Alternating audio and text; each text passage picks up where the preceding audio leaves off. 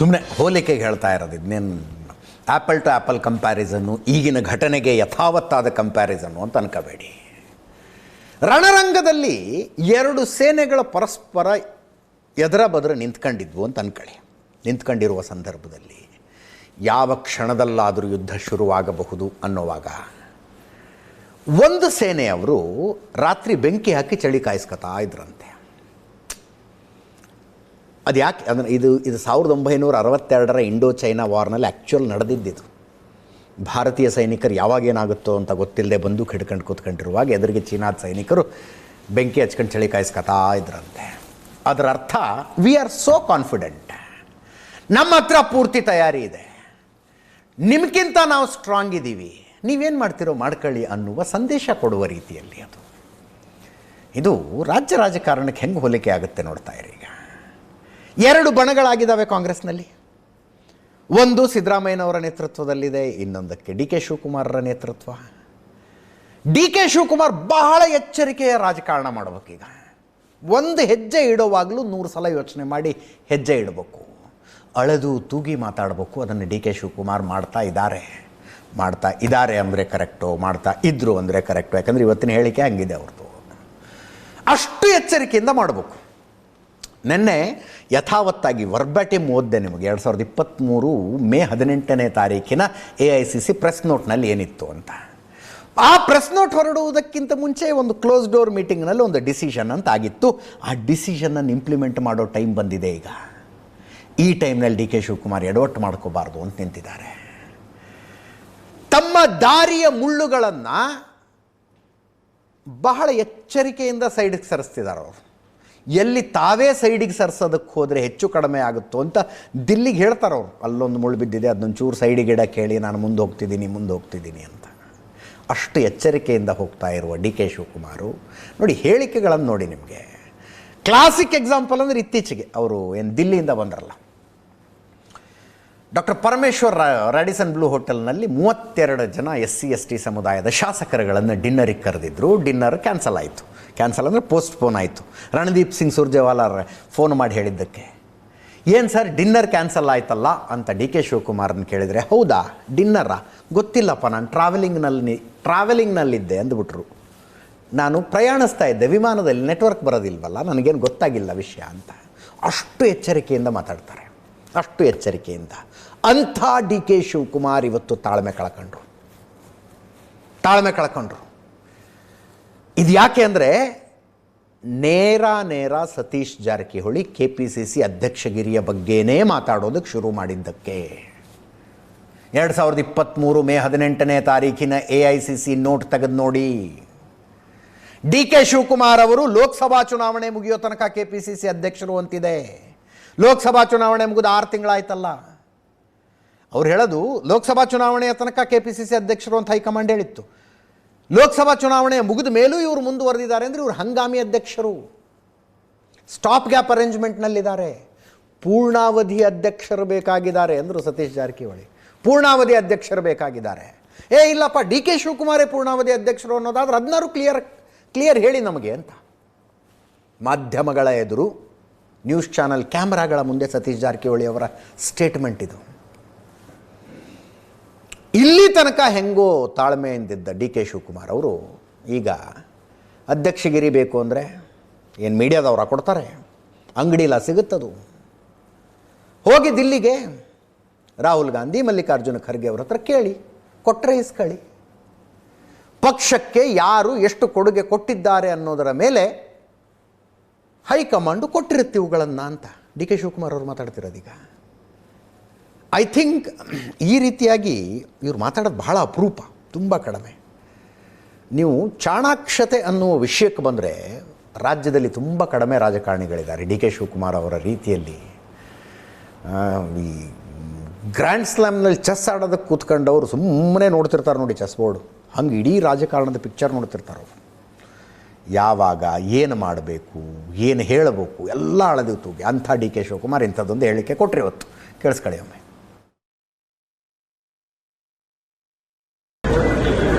ಯಾರಿಗಾರು ಯಾವ್ದಾದ್ರು ಸ್ಥಾನ ಸಿಗ್ಬೇಕಾದ್ರೆ ಯಾರಿಗಾರು ಮೀಡಿಯಾ ಅವರು ಕೊಡ್ತಾರ? ಮೀಡಿಯಾನೋ ಅಂಗಡಿನೋ ಎಲ್ಲೂ ಸಿಗೋದಿಲ್ಲ. ಪಾರ್ಟಿ ಲೀಡರ್ಸ್ ನಾವು ಮಾಡುವಂಥ ಕೆಲಸಗಳನ್ನ ಗುರುತಿಸ್ಬಿಟ್ಟು ಯಾರ್ಯಾರಿಗೆ ಏನು ಕೊಡ್ತಾರೆ. ಮೀಡಿಯಾ ಮುಖಾಂತರ ಯಾರು ಪಾರ್ಟಿ ಹುದ್ದೆ ಕೇಳ್ತಾರ? ನಾನೆಲ್ಲ ಸ್ಪಷ್ಟಪಡೋದು, ಈ ಮಲ್ಲಿಕಾರ್ಜುನ್ ಖರ್ಗೆ ಸಾಹೇಬರು, ಮಲ್ಲಿಕಾರ್ಜುನ್ ಖರ್ಗೆ ಪಕ್ಷದ ಅಧ್ಯಕ್ಷರು, ಅವ್ರ ಹತ್ರ ಕೇಳಬೇಕು. ಅವ್ರನ್ನ ಕ್ವಶನ್ ಮಾಡ್ತಾ ಇದ್ದಾರೆ. ಅಂದರೆ ಇದು ಕ್ವಶನ್ ನನಗೆಲ್ಲ ಮಾಡ್ತಾ ಇರೋದು. ನೀವು ವಿರೋಧ ಪಕ್ಷದ ನಾಯಕರು ಇದ್ದೀರಿ, ಪಕ್ಷದ ಅಧ್ಯಕ್ಷರು ಇದ್ದೀರಿ ಅಂತ ಅವ್ರನ್ನ ಕ್ವಶನ್ ಮಾಡ್ದಂಗೆ ಆಗ್ತದೆ. ಅವೆಲ್ಲ ಮಾಡಬಾರ್ದು. ನನ್ನ ಹತ್ರ ಬಂದು ಮಾತಾಡಲಿ, ಚೀಫ್ ಮಿನಿಸ್ಟರ್ ಹತ್ರ ಮಾತಾಡಲಿ, ಏನು ಬೇಕಾದ್ರೂ ಮಾತಾಡಲಿ. ಇದು ನಾನು ಒಂದು ಪಾರ್ಟಿದಲ್ಲ ಹೇಳ್ತಾ ಇರೋದು. BJPಲಿರಲಿ, ದಳ ಇರಲಿ, ಕಾಂಗ್ರೆಸ್ ಇರಲಿ, ರೈತ ಸಂಘ ಇರಲಿ, ಯಾವುದೇ ಪಾರ್ಟಿದಾದ್ರೂ ಹೋಗಿ ಇಂಟರ್ನಲ್ ಹೋಗಿ ಮಾತಾಡಲಿ. ಈಗ ನೀವು ಸ್ಥಾನ ನನಗೆ ಬೇನೋ ಸ್ಥಾನ ಬೇಕು ಅಂದರೆ ನೀವು ನನಗೆ ಕೊಡಿಸ್ತೀರಾ? ನೀವು ಕೊಡ್ಸೋಕ್ಕಾಗೋದಿಲ್ಲ. ಇಲ್ಲ ಎಲ್ಲರೂ ಅಂಗಡಿಲಿ ಏನಾದ್ರು ಸಿಗ್ತದ ಸ್ಥಾನಗಳು? ಅವರವರ ಶ್ರಮ ಫಲ ಎಲ್ಲ ಗಮನದಲ್ಲಿಟ್ಕೊಂಡು ಒಂದು ಪಕ್ಷಕ್ಕೆ ಯಾವುದೇ ಪಾರ್ಟಿಲಾಗಲಿ ಒಂದು ಸ್ಥಾನಗಳನ್ನ ಕೊಡ್ತಾರೆ.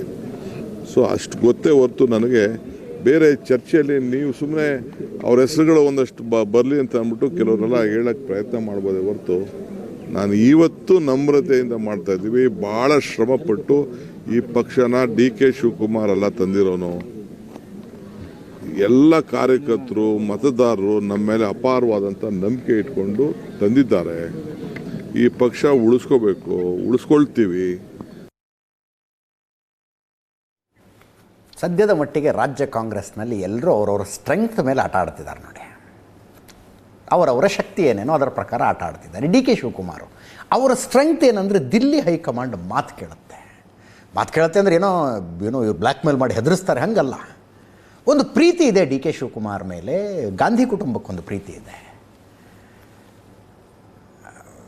ಅವರು ಜೈಲಿಗೆ ಹೋಗಿ ತಿಹಾರ್ ಜೈಲು ಕಾಣೋ ಹಂಗಾಗಿದ್ದೇ ನಮ್ಮನ್ನು ಪ್ರೊಟೆಕ್ಟ್ ಮಾಡೋದಕ್ಕೋಸ್ಕರ, ನಮ್ಮನ್ನು ಸಪೋರ್ಟ್ ಮಾಡೋದಕ್ಕೋಸ್ಕರ ಅನ್ನುವ ಕೃತಜ್ಞತೆ ಇದೆ ಸೋನಿಯಾ ಗಾಂಧಿಗೆ, ರಾಹುಲ್ ಗಾಂಧಿಗೆ, ಪ್ರಿಯಾಂಕಾ ಗಾಂಧಿಗೆ. ಅದಕ್ಕೊಂದು ಮಾತು ಕೇಳ್ತಾರೆ. ಅದಕ್ಕೆ ದಿಲ್ಲಿಯಿಂದ ಏನೇನು ಮಾಡಿಸ್ಬೇಕು DK ಶಿವಕುಮಾರ್ ಮಾಡಿಸ್ತಾರೆ.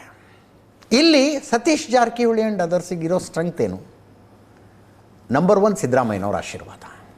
ಸಿದ್ದರಾಮಯ್ಯನವರ ಸ್ಟ್ರೆಂಗ್ತು ಶಾಸಕರ ಬೆಂಬಲ. ಅವರ ಸ್ಟ್ರೆಂತಿಗೆ ಅವ್ರು ಮಾಡ್ತಾರೆ, ಇವ್ರ ಸ್ಟ್ರೆಂತಿಗೆ ಇವ್ರು ಮಾತಾಡ್ತಾರೆ ಅಂತ ನೋಡಿ. ಒಂದೊಂದು ಈಗ DK ಶಿವಕುಮಾರ್ ದಾರಿಯಾದರೂ ಏನಿತ್ತು ಅವ್ರ ಎದುರಿಗೆ? ಈಗ 2 ವರ್ಷಕ್ಕೆ ಮಾತುಕತೆ ಆಗಿತ್ತು, 2.5 ವರ್ಷಕ್ಕೆ ಮಾತುಕತೆ ಆಗಿತ್ತು. ಒಟ್ಟಿನಲ್ಲಿ ಒಂದು ಮಾತುಕತೆ ಅಂತೂ ಆಗಿದೆ. ಕ್ಲೋಸ್ ಡೋರ್ ಮೀಟಿಂಗ್ನಲ್ಲಿ ಏನೋ ಡಿಸಿಷನ್ ಆಗಿದೆ. ಆಗಿಲ್ಲ ಅಂತ ಸಿದ್ದರಾಮಯ್ಯನವ್ರು ತಮ್ಮ ಬೆಂಬಲಿಗರ ಹತ್ರ ಹೇಳ್ತಾರೆ. ಆ ಮಾತು ಬೇರೆ. ಈಗ ನಮಗೂ ನಮ್ಮದೇ ಆದಂಥ ನ್ಯೂಟ್ರಲ್ ಸೋರ್ಸ್ಗಳ ಮೂಲಕ ಕೇಳಿದ್ರೆ ಏನೋ ಒಂದು ಮಾತುಕತೆ ಆಗಿದೆ ಸರ್, ಬಟ್ ಅದು ಏನು ಅಂತ ಗೊತ್ತಿಲ್ಲ ಅಂತಾರೆ ಅವರು.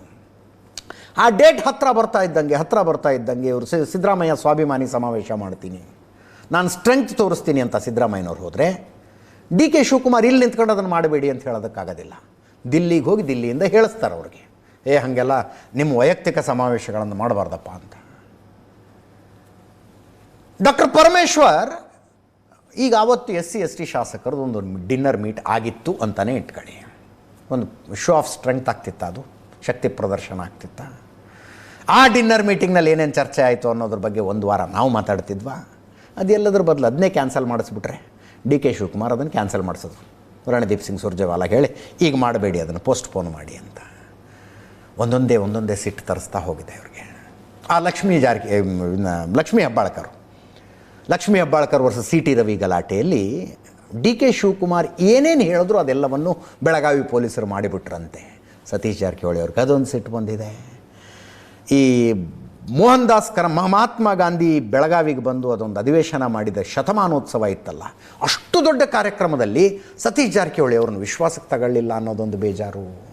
ಒಂದರ ನಂತರ ಒಂದರಂತೆ ಆ್ಯಡ್ ಆಗ್ತಾ ಹೋಗಿ, ಅದು ಅಲ್ಲದೆ ಆ CLP ಮೀಟಿಂಗಲ್ಲಿ ಕಾಂಗ್ರೆಸ್ ಭವನವನ್ನು ಕಟ್ಟೋದು, ಇನ್ನು 100 ಭವನ ಕಟ್ಟಬೇಕು ಅಂತ ನಮಗೊಂದು ಟಾರ್ಗೆಟ್ ಇದೆ ನೋಡಿ. ಬೆಳಗಾವಿಯಲ್ಲಿ ಎಷ್ಟು ಚೆನ್ನಾಗಿದೆ, ಲಕ್ಷ್ಮೀ ಹೆಬ್ಬಾಳ್ಕರ್ ಭಾಳ ಒಳ್ಳೆ ಕೆಲಸ ಮಾಡಿದ್ದಾರೆ ಅಂತ ತಕ್ಷಣ ಸಿಟ್ಟು ಬಂದುಬಿಟ್ಟಿದೆ ಇವರಿಗೆ.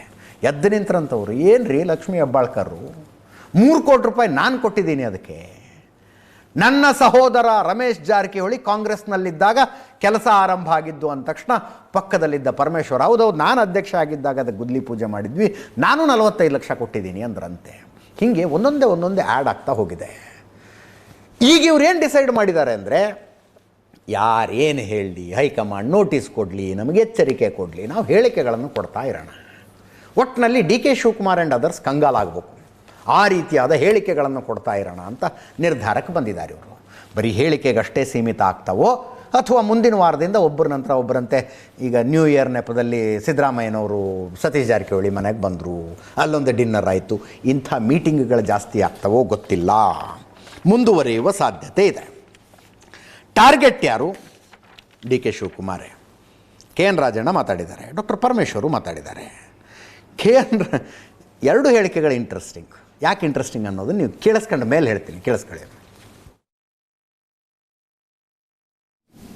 ಈಗ ಸತೀಶ್ ಜಾರಕಿಹೊಳಿ ಅವರು ಹೇಳಿರ್ತಕ್ಕಂಥ ಮಾತಲ್ಲಿ ತಪ್ಪು ಹುಡುಕ್ತಕ್ಕಂಥದ್ದಕ್ಕೆ ಹೋಗಬಾರ್ದು. ಯಾಕೆಂದರೆ ಪೂರ್ಣ ಪ್ರಮಾಣದ ಅಧ್ಯಕ್ಷರು ಇದ್ದರೆ ಪಕ್ಷಕ್ಕೆ ಹೆಚ್ಚು ಅನುಕೂಲ ಆಗ್ತದೆ. ಇಲ್ಲ ಪೂರ್ಣ ಪ್ರಮಾಣದ ಅಧ್ಯಕ್ಷರು ಇವರೇ ಇರ್ತಾರೆ ಅಂತನಾದರೂ ಹೈಕಮಾಂಡ್ ಸ್ಪಷ್ಟ ಮಾಡಿದ್ರೆ ಸಂತೋಷ ಆಯಿತು. ಈಗ ಅಧಿಕಾರ ಯಾರಿಗೆ ಬೇಡ ಅಂತಾರೆ, ಎಲ್ಲರೂ ಬೇಕು ಅಂತಲೇ ಹೇಳೋರು. ಅವ್ರು ಮುಂದುವರಿಬೇಕು ಅಂತ ಅಪೇಕ್ಷೆ ಇದ್ದರೆ ಹೈಕಮಾಂಡ್ನವ್ರು ಆಯಿತು ಅವರೇ ಮುಂದುವರಿಸಲಿ, ಅದಕ್ಕೆ ನಮ್ಮದೇ ಅಡ್ಡಿ ಇಲ್ವಲ್ಲ. ಈ ರೀತಿ ಗೊಂದಲ ಇದೆ, ಈ ಗೊಂದಲಕ್ಕೆ ತೆರೆ ಎಳಿಬೇಕು ಅಂದರೆ ಹೈಕಮಾಂಡ್ನವರೇ ಸ್ಪಷ್ಟ ಮಾಡಬೇಕಷ್ಟೆ. 23ರಲ್ಲಿ ಚುನಾವಣೆಗೆ ಹೋದಾಗ ಪಕ್ಷದ ಬಗ್ಗೆ ಇದ್ದಂತಹ ಜನ ಅಭಿಪ್ರಾಯ ಇವತ್ತು ಅದೇ ಮಟ್ಟದಲ್ಲಿ ಇದೆ ಅಂತ ಹೇಳಿ ಯಾರು ಕೂಡ ಹೇಳಲಿಕ್ಕಾಗೋದಿಲ್ಲ. ಇರ್ಬೋದು, ಇರಲಿ, ಏನಂತೆ ಸ್ವಾಗತ ಮಾಡ್ತೀನಿ ನಾನು. DCM ಅವರು ಪಾರ್ಲಿಮೆಂಟ್ ಚುನಾವಣೆವರೆಗೂ ಮುಂದುವರಿತಾರೆ. ಪಾರ್ಲಿಮೆಂಟ್ ಚುನಾವಣೆಗೆ 6 ತಿಂಗಳಾಯ್ತಲ್ಲ, ಬದಲಾವಣೆ ಇವತ್ತು ಮಾಡ್ತಾರೆ ನಾಳೆ ಮಾಡ್ತಾರೆ ಅಂತಕ್ಕಂಥ ಗೊಂದಲ ಇದೆ. ಆ ಗೊಂದಲ ನಿವಾರಣೆ ಮಾಡಬೇಕು ಹೈಕಮಾಂಡ್ನವರು. ಸತೀಶ್ ಜಾರಕಿಹೊಳಿ ಅಧ್ಯಕ್ಷ ಆದರೆ ಸಂತೋಷ ಪಡೋದ್ರಲ್ಲಿ ನಾನು ಮೊದಲಿಗ. ಸ್ವಾಭಾವಿಕವಾಗಿ ಅವರು ಅಧ್ಯಕ್ಷರಿದ್ದಾರೆ ಮತ್ತು 2 ಭಾಳ ದೊಡ್ಡ ಖಾತೆಗಳಿದ್ದಾವೆ. ಅದಕ್ಕೋಸ್ಕರ ಅವರಿಗೆ ಬದಲಾಯಿಸಿ ಬೇರೆಯವ್ರನ್ನ ಮಾಡಬೇಕು ಅಂಥೇಳಿ ಕೇಳ್ತಾರೆ, ಸಹಜವಾಗಿ ಕೇಳ್ತಾರೆ. ನಾನು ಅಧ್ಯಕ್ಷ ಇರುವಾಗ ಇದೇ ಪರಿಸ್ಥಿತಿ ನನಗೂ ಬಂದಿತ್ತು. ಆಗ ನಾನು ಪಕ್ಷಕ್ಕೆ ಆ ಪ್ರಾಮುಖ್ಯತೆಯನ್ನು ಕೊಟ್ಟು ಸಚಿವ ಸ್ಥಾನಕ್ಕೆ ರಾಜೀನಾಮೆ ಕೊಟ್ಟಿದ್ದೆ. ಹಾಗಾಗಿ ನನಗೂ ಅದನ್ನೇ ಕೇಳಿದರು ಅವರು, ನೀವು ಆಯ್ಕೆ ಮಾಡ್ಕೊಳ್ಳಿ, ಇಲ್ಲ ಮಂತ್ರಿ ಆದರೂ ಆಯ್ಕೆ ಮಾಡ್ಕೊಳ್ಳಿ, ಇಲ್ಲ ನೀವು ಅಧ್ಯಕ್ಷಗಿರಿ ಆಯ್ಕೆ ಮಾಡ್ಕೊಳ್ಳಿ. ನಾನು ಅಧ್ಯಕ್ಷ ಆಗಿ ಮುಂದುವರಿತೇನೆ ಅಂಥೇಳಿ ನಾನು ಮಂತ್ರಿಗೆ ರಾಜೀನಾಮೆಯನ್ನು ಕೊಟ್ಟಿದ್ದೆ. ಈಗ ಅದನ್ನೇ ಬಯಸ್ತಾರೆ, ಯಾಕೆಂದರೆ ಅವ್ರಿಗೂ ಒತ್ತಡ ಅಲ್ಲ, 2 ದೊಡ್ಡ ಖಾತೆ ಇದೆ ಮತ್ತು ಪಕ್ಷ ಸಂಘಟನೆ ಕೂಡ ಭಾಳ ದೊಡ್ಡ ಜವಾಬ್ದಾರಿ. ಅದು ತೀರ್ಮಾನ ಹೈಕಮಾಂಡ್ನವರು ಏನು ಮಾಡ್ತಾರೆ ನೋಡಬೇಕು. ಅಲ್ಲ ಅದೆಲ್ಲ ಈಗ ಹೈಕಮಾಂಡ್ನವ್ರು ಗಮನಿಸ್ತಾ ಇದ್ದಾರಲ್ಲ. ಈಗ ನಾವು ಒಂದು ಸಮುದಾಯ ಸೇರಿ ಸಭೆ ಮಾಡ್ತೀವಿ ಅನ್ನೋದನ್ನು ಗಮನಿಸಿದ್ದಾರೆ, ಇದನ್ನೆಲ್ಲ ಗಮನಿಸಿರಲ್ವ? ಗಮನಿಸಿರ್ತಾರೆ ಅನ್ನೋ. ಡಾಕ್ಟರ್ ಪರಮೇಶ್ವರಿಗೆ ಒಂದು ವಾರದಿಂದ ಮಾತಾಡೋದು ನೋಡೋಕೆ ನೀವು ಎಷ್ಟು ಪಾಲಿಷ್ ಮಾಡಿ, ಎಷ್ಟು ಚಂದ ಶಬ್ದಗಳ ಆಯ್ಕೆ. ಅಬ್ಬಬ್ಬಬ್ಬಬ್ಬಬ್ಬಬ್ಬ. ನನ್ನೆದುರಿಗೂ ಇಂಥದ್ದೇ ಬಂದಿತ್ತು ಪ್ರಶ್ನೆ. ಒಂದೇ ಸ್ಥಾನ ಇಟ್ಕೋಬೇಕು, ಅಧ್ಯಕ್ಷರಾಗಿರ್ತೀರಾ ಮಂತ್ರಿ ಆಗಿರ್ತೀರಾ ಅಂತ ಕೇಳಿದ್ರು. ನಾನು ಪಕ್ಷಾನೇ ದೊಡ್ಡದು ಅಂದ್ಕೊಂಡು ಮಂತ್ರಿಗಿರಿಗೆ ರಾಜೀನಾಮೆ ಕೊಟ್ಟುಬಿಟ್ಟೆ ಅನ್ನೋದನ್ನು ಪರಮೇಶ್ವರ್ ಮತ್ತೊಮ್ಮೆ ನೆನಪಿಸಿದರು. ಇದು 2013ರಿಂದ 18ರ ಮಾತಿತು. 2013 ಕಾಂಗ್ರೆಸ್ ಸ್ಪಷ್ಟ ಬಹುಮತದೊಂದಿಗೆ ಅಧಿಕಾರಕ್ಕೆ ಬಂತು. ಪರಮೇಶ್ವರ್ ಅಧ್ಯಕ್ಷತೆಯಲ್ಲಿ ಚುನಾವಣೆಗೆ ಹೋಗಿದ್ದರು. ಕೊರಟಗೆರೆಯಲ್ಲಿ ಪರಮೇಶ್ವರೇ ಸೋತುಬಿಟ್ರು, JDS ವಿರುದ್ಧ ಸೋತುಬಿಟ್ರು. ಸುಧಾಕರ್ ಲಾಲ್ JDS ಸೋಲಿಸಿದ್ರು, ವಾಟೆವರ್. ಒಟ್ಟಿನಲ್ಲಿ ಪರಮೇಶ್ವರ್ ಅವ್ರಿಗೆ ಒಂದು ಬ್ಯಾಡ್ ರಿಸಲ್ಟ್ ಬಂದುಬಿಡ್ತು. 2 ವರ್ಷ ಏನು ಮಾಡಬೇಕು ಅವ್ರು? ಪಾಪ ಅಧ್ಯಕ್ಷರಾಗಿದ್ದವರು ಸೋತಿದ್ದಾರೆ. MLC ಆಗಬೇಕಂದ್ರೆ ಸ್ಥಾನಗಳ ಖಾಲಿ ಇಲ್ಲ. ಅಂತೂ ಇಂತೂ MLC ಆಗಿ ಕ್ಯಾಬಿನೆಟ್ಟಿಗೆ ಬಂದರು. 2015 ಕ್ಯಾಬಿನೆಟ್ಟಿಗೆ ಬಂದಿತ್ತು. 2017ರಲ್ಲಿ ಅಧ್ಯಕ್ಷರಾಗಿಯೂ ಮುಂದುವರೆದ್ರು, ಹೋಮ್ ಮಿನಿಸ್ಟರ್ ಆಗಿಯೂ ಮುಂದುವರೆದ್ರು. 2017ರಲ್ಲಿ ಪ್ರಶ್ನೆ ಬಂತು ಅವ್ರಿಗೆ, ಅಧ್ಯಕ್ಷರಾಗಿರ್ತೀರಾ ಮಿನಿಸ್ಟರ್ ಆಗಿರ್ತೀರಾ ಅಂತ. ಎಲೆಕ್ಷನ್ ಹತ್ತಿರ ಬಂದಿತ್ತು. ಮಂತ್ರಿಗಿರಿಗೆ ರಾಜೀನಾಮೆ ಕೊಟ್ಟು ನಾನು ಅಧ್ಯಕ್ಷನಾಗ್ತೀನಿ ಅಂತ, ಅಧ್ಯಕ್ಷನಾಗಿ ಮುಂದುವರಿತೀನಿ ಅಂತ ಮುಂದುವರೆದು. 2018ರ ಚುನಾವಣೆ ಅಂದ್ಕೊಂಡಂಗೆ ರಿಸಲ್ಟ್ ಬರಲಿಲ್ಲ. ಸಮ್ಮಿಶ್ರ ಸರ್ಕಾರ ಆಗಿ ಕುಮಾರಸ್ವಾಮಿ ಅವರು ಮುಖ್ಯಮಂತ್ರಿ, ಡಾಕ್ಟರ್ ಪರಮೇಶ್ವರ್ ಉಪಮುಖ್ಯಮಂತ್ರಿ ಆದರು. ಆ ನಂತರ ಅಧ್ಯಕ್ಷಗಿರಿಯನ್ನು ದಿನೇಶ್ ಗುಂಡೂರಾವ್ ಅವರಿಗೆ ಬಿಟ್ಟುಕೊಟ್ರು. ನನ್ನೆದುರಿಗೆ ಪ್ರಶ್ನೆ ಬಂದಾಗ ನಾನು ಬಿಟ್ಟುಕೊಟ್ಟಿದ್ದೆ. ಈಗ ಹಾಗೆ ಡಿ ಕೆ ಶಿವಕುಮಾರ್ ಅವರು ಮಾಡಲಿ ಅನ್ನುವ ನಿರೀಕ್ಷೆ ಇದೆ ಅಂತ ಹೇಳಿದ್ರು ಅವರು. ಇದನ್ನೇ ಹೇಳಿದ್ದು ನಾನು, ಎಷ್ಟು ಅಳೆದು ತೂಗಿ ಮಾತಾಡ್ತಿದ್ದಾರೆ ಅಂತ. ಈ ಮಧ್ಯದಲ್ಲಿ ಇನ್ನೊಂದು ಸುದ್ದಿ ಏನು ಅಂದರೆ, ಹೈಕಮಾಂಡ್ ಸ್ಪಷ್ಟವಾಗಿ ನೀವು ಪಕ್ಷಕ್ಕೆ ಮುಜುಗರ ತರುವಂಥ ಹೇಳಿಕೆಗಳನ್ನು ಕೊಡಬಾರ್ದು ಅಂತ ಹೇಳಿದ ನಂತರವೂ ಈ ಹೇಳಿಕೆಗಳನ್ನು ಕೊಡ್ತಾ ಇದ್ದಾರಲ್ಲ, ಅವ್ರದ್ದೊಂದು ರಿಪೋರ್ಟ್ ತಗೋತಾರಂತೆ. ಯಾರ್ಯಾರು ಹಿಂಗೆ ಹೇಳಿಕೆ ಕೊಡ್ತಿದ್ದಾರೆ ಅಂತ. ಪಕ್ಷದ ಶಿಸ್ತನ್ನು ಉಲ್ಲಂಘಿಸ್ತಾ ಇದ್ದೀರಿ ನೀವು ಅಂತ. ರಿಪೋರ್ಟ್ ತಾನೇ ತಗೊಳ್ಳಿ ಬಿಡಿ ಅಂತಾರೆ ಅವರು. ಹೈಕಮಾಂಡಿಗೆ ವರದಿ ಕೊಡೋದಲ್ಲ, ಕೊಡಲಿ. ಸತೀಶ್ ಜಾರಕಿಹೊಳಿ ಹೇಳ್ತಾರೆ ನೋಟಿಸು, ಏನು ನೋಟಿಸ್ ಕೊಟ್ಟರೆ ಅಷ್ಟು ದೊಡ್ಡ ಇದನ್ನ, ಅದು ನೋಟಿಸ್ ಕೊಟ್ಟರೆ ಉತ್ತರ ಕೊಡ್ತೀವಿ ಬಿಡಿ ಅಂತ. ವರದಿ ತಗೊಳ್ತಾ ಇದ್ದಾರೆ ಅನ್ನುವ ಮೆಸೇಜನ್ನು ಜನರಲ್ ಪಬ್ಲಿಕ್ಕಿಗೆ ಪಾಸ್ ಮಾಡಿದ್ದು ಯಾರು? ಮಂಜುನಾಥ್ ಭಂಡಾರಿ, KPCCಯ ಕಾರ್ಯಾಧ್ಯಕ್ಷರು, DK ಶಿವಕುಮಾರ್ ಹ್ಯಾಂಡ್. ಕೇಳಿಸ್ಕೊಳ್ಳಿ, 3 ಜನ ಮಾತಾಡಿದ್ದು ಬಗ್ಗೆ ಎಲ್ಲ ವರದಿ ಕೇಳಿದೆ ಹೈಕಮಾಂಡ್ ಅಂತ ಹೇಳಿ ಒಂದು ಕೊಡಲಿ ಅಲ್ಲ, ವರದಿ ಕೊಡೋರ್ನ ಯಾರು ಬೇಡ ಅಂತ ಹೇಳ್ತಾರೆ. ವರದಿ ತಗೊಳಕ್ಕೆ ಅವರಿದ್ದಾರೆ, ಕೊಡೋಕ್ಕೆ ಇವರಿದ್ದಾರೆ. ಸುರ್ಜೇವಾಲರವರು ಇತ್ತೀಚೆಗೆ ಬೆಂಗಳೂರು ನಗರಕ್ಕೆ ಭೇಟಿಯನ್ನು ಕೊಟ್ಟು ಅಲ್ಲಿ ಕಾರ್ಯಕರ್ತರ ಹಾಗೂ ಎಲ್ಲ ಪಕ್ಷದ ಮುಖಂಡರುಗಳ, ಮಂತ್ರಿಗಳ ಜೊತೆ, ಶಾಸಕರುಗಳ ಜೊತೆಗೆ ಚರ್ಚೆಯನ್ನು ಮಾಡಿದರು. ಯಾವುದೇ ಕಾರಣಕ್ಕೂ ಪಕ್ಷದ ಶಿಸ್ತನ್ನು ಉಲ್ಲಂಘನೆಗಳನ್ನು ಮಾಡಬಾರದು. ಹಾಗೆ ತಮಗೆ ಏನಾದರೂ ಹೇಳಬೇಕು ಅನಿಸಿದರೆ ಅದನ್ನು ತಾವುಗಳು 4 ಗೋಡೆಗಳ ಮಧ್ಯದಲ್ಲಿ ಅದರ ಬಗ್ಗೆ ಚರ್ಚೆಯಾಗಬೇಕು ಅಂತ ಒಂದು ಸ್ಪಷ್ಟವಾದ ನಿರ್ದೇಶನವನ್ನು ಅವರು ನೀಡಿದರು. ಕಾಂಗ್ರೆಸ್ ಪಕ್ಷದ ರಾಜ್ಯದ ಅಧ್ಯಕ್ಷನ ಆಯ್ಕೆ ಮಾಡಬೇಕಾದ್ರೆ ಅದು ಶಾಸಕರ ಅಭಿಪ್ರಾಯವನ್ನು ಕೇಳೋದಲ್ಲ. ಶಾಸಕರ ಅಭಿಪ್ರಾಯವನ್ನು ಕೇಳೋದು ಮುಖ್ಯಮಂತ್ರಿಗಳನ್ನು ಮಾಡಬೇಕಾದ್ರೆ ಮಾತ್ರ. ಕಾಂಗ್ರೆಸ್ ಪಕ್ಷದ ಅಧ್ಯಕ್ಷರ ಆಯ್ಕೆ ಆಗುವಂಥವರು ಪಕ್ಷದಲ್ಲಿ ಎಷ್ಟು ನಿಷ್ಠೆಯಿಂದ ಇದ್ದಾರೆ, ಜನರೊಂದಿಗೆ ಅವರ ಕಷ್ಟ ಸುಖಗಳಿಗೆ ನೀವು ಸ್ಪಂದನೆಯನ್ನು ಮಾಡಬೇಕೇ ಹೊರತು ಪಕ್ಷದ ಅಧ್ಯಕ್ಷಗಳ ಚರ್ಚೆಗಳ ಬಗ್ಗೆ ಆಗಲಿ ಅಥವಾ ಮುಖ್ಯಮಂತ್ರಿ ಬದಲಾವಣೆಗಳಾಗಲಿ ಇನ್ನು ಮುಂದೆ ಮಾಡಬಾರ್ದು. ಒಂದು ವೇಳೆ ಇಂಥವ್ರು ಯಾರೇ ಮಾಡಿದ್ರು ಅವರಿಗೆ ವರಿಷ್ಠ ಮಂಡಳಿ ಅವರ ಮೇಲೆ ಶಿಸ್ತಿನ ಕ್ರಮ ತೆಗೆದುಕೊಳ್ಬೇಕಂತ ಹೇಳಿ ಒಬ್ಬ ಕಾರ್ಯಾಧ್ಯಕ್ಷನಾಗಿ ನಾನು ಇವತ್ತು ಒತ್ತಾಯವನ್ನು ಮಾಡ್ತಾ ಇದ್ದೇನೆ. ನಾವೇನು ಹೇಳಿದ್ದೀವಿ, ನೀವೇನು ಕೇಳಿದ್ರಿ? ಪ್ರೆಸೆಂಟೇಷನ್ ಆಗಿದ್ದು ಬೇರೆ ಇದೆ. ಅದಕ್ಕೆ ನಿಮಗೆ ನೋಟಿಸ್ ಕೊಟ್ಟಿದ ತಕ್ಷಣ ಏನೋ ಅನಾಹುತ ಆಗೋಲ್ಲ. ಅಧ್ಯಕ್ಷ ಉತ್ತರ ಕೊಡ್ತೀವಿ. ನಮ್ಮ ವರ್ಷನ್ ಭಾಳ ಸ್ಪಷ್ಟ ಇದೆ. ಯಾರಿಗೆ ನೋವು ಹೋಗಂಗೂ ನಮ್ಮ ಹೇಳಿಕೆಗಳಿರೋಲ್ಲ. ಸತೀಶ್ ಜಾರಕಿಹೊಳಿ ಅವ್ರಿಗೆ ಅವರ ಬ್ರದರು ರಮೇಶ್ ಜಾರಕಿಹೊಳಿ ಅವರು ರಾಜಕೀಯ ಸಲಹೆ ಕೊಟ್ಟಿದ್ದರು. ಉಗ್ರರಾದರಷ್ಟೇ ಉಳಿಗಾಲ ಅಂತ. ಉಗ್ರ ಅಂದರೆ ಟೆರ್ರಿಸ್ಟ್ ಒಂದು ಅನ್ಕೋಬೇಟ್ರೆ, ಅಂದರೆ ಬಿ ಸ್ಟ್ರಾಂಗ್, ಅಂದರೆ ರೈಮ್ ಬರೋದಕ್ಕೆ ಹೇಳಿದ್ರು ಅಷ್ಟೇ ಅವರು, ಉಗ್ರವಾದರಷ್ಟೇ ಉಳಿಗಾಲ ಅಂತ. ಡಾಕ್ಟರ್ ಪರಮೇಶ್ವರು ಅದನ್ನು ಯಥಾವತ್ತಾಗಿ ಸ್ವೀಕರಿಸಿದಂತೆ ಕಾಣಿಸ್ತಾ ಇದೆ. ರಿಪೋರ್ಟ್ ಕೊಡ್ತಾರಂತಲ್ಲ ನಿಮ್ಮ ಹೇಳಿಕೆಗಳ ಬಗ್ಗೆ, ಅಂದರೆ ಇವ್ರು ಕೊಡ್ತಾರೆ, ಅವ್ರು ತಗೋತಾರೆ, ಕೊಡಲಿ ಬಿಡಿ ಅಂದರು. ಇದು ಇಲ್ಲಿಗೆ ನಿಲ್ಲದಿಲ್ಲರಿ, ಮುಂದುವರ್ಕೊಂಡು ಹೋಗುತ್ತಿದ್ದು. ಅಧಿಕಾರ ಹಸ್ತಾಂತರದ ವಿಷಯ ಸ್ಪಷ್ಟ ಆಗುವ ತನಕ ಇದು ಮುಂದುವರಿಯದೆ. ಸಿದ್ದರಾಮಯ್ಯನವ್ರು ನೋಡಿದರೆ ತಮ್ಮ ಆಪ್ತರ ಹತ್ರ ಹೇಳ್ತಾರಂಥ ಯಾವ ಮಾತುಕತೆಯೂ ಆಗಿಲ್ಲ, ಯಾವುದ್ರ ಬಗ್ಗೆನೂ ನೀವು ತಲೆ ಕೆಡಿಸ್ಕೋಬೇಡಿ, 2 ವರ್ಷ 2.5 ವರ್ಷ ಅಂಥದ್ದೇನೂ ನಡೆದೇ ಇಲ್ಲ ದಿಲ್ಲಿಲಿ ಅಂತ ಹೇಳ್ತಾರಂತೆ. ನೋಡೋಣ ಏನೇನಾಗುತ್ತೋ.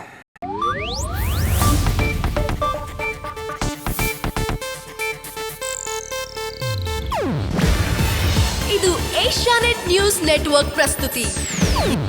ನೀವು ನೋಡ್ತಿದ್ದೀರಾ ಏಷ್ಯಾನೆಟ್ ಸುವರ್ಣ ನ್ಯೂಸ್.